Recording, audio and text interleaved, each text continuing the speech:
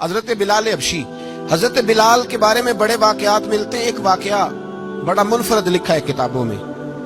حضرت بلال سے لوگوں نے کہا آپ نبی پاک سے متاثر کیسے ہوئے؟ تو جناب بلال کہنے لگے میں زیادہ لوگوں کو، مکے کے لوگوں کو جانتا ہی نہیں تھا، جو کہ میری ڈیوٹی تھی گھر میں کام کرنے کی، اور مجھے سخت سزا ملتی تھی امیہ بن خلف کی طرف سے۔ بلکہ تحقیق یہ ہے کہ یہ عبداللہ بن جدان کے غلام تھے۔ امیہ بن خلف نے تو جب انہوں نے کلمہ پڑھا تو پھر خریدا۔ عبداللہ بن جدان کہنے لگا میں فارغ نہیں، آپ لے لیں، آپ اس کو سزائیں دیں۔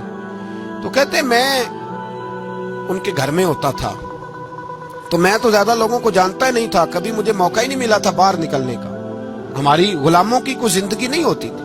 حضرت بلال کہتے ہیں میں ایک دن مجھے بخار چڑھ گیا بڑا تیز، میں لوگوں کو جانتا نہیں تھا۔ فرماتے مجھے تیز بخار چڑھ گیا تو ٹھنڈ بڑی سخت تھی، میرے مالک نے مجھے کئی کلو جوں دیے پیسنے کو چکی پہ۔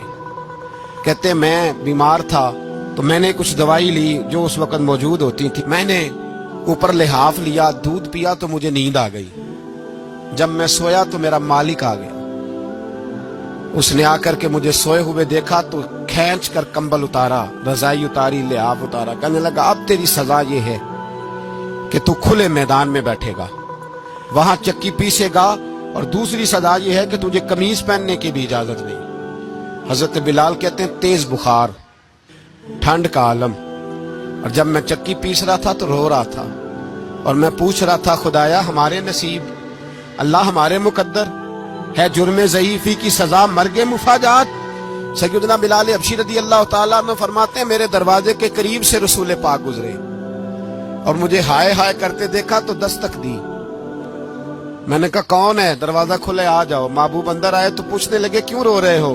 میں نے کہا جاؤ اپنا کام کرو، یہاں دکھ سارے پوچھتے ہیں مداوا کوئی نہیں کرتا، یہاں باتیں سارے سنتے ہیں، یہاں تقریریں سارے کرتے ہیں، حقوق غریباں پر بات سارے کرتے ہیں، مداوا کوئی نہیں کرتا، جاؤ اپنا کام کرو۔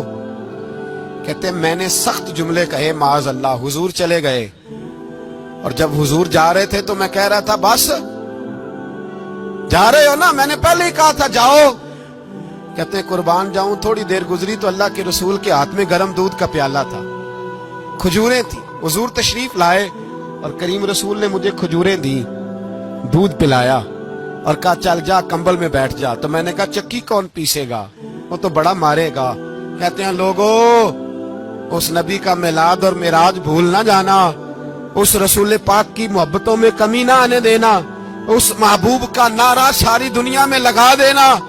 فرماتے ہیں میرے حبیب کے میں قربان جاؤں، مصطفیٰ کریم نے فرمایا تو بیٹھ رضائی میں اور آج تیرے حصے کی چکی میں پیسوں گا۔ کہتے ہیں ساری رات حضور چکی پیستے رہے، ساری رات۔ سویرے میں اٹھا اور میرے حبیب پاک نے مجھے وہ سارا کچھ دیا اور خود چلے گئے۔ اگلی رات پھر آئی تو حضور پھر آ گئے، مجھے پھر رضائی میں لٹایا، دودھ پلایا اور ساری رات چکی پیسی۔ کہتے ہیں بس تیسرے دن حضور چکی پیس کے جانے لگے تو میں نے قدم تھام لیے، میں نے کہا حبیبہ دنیا ساری جھوٹ بولتی ہے، زمانہ سارا غلط کہتا ہے، جو غلاموں کے حصے کا کام کرے وہ اللہ کا سچا رسول ہوا کرتا ہے۔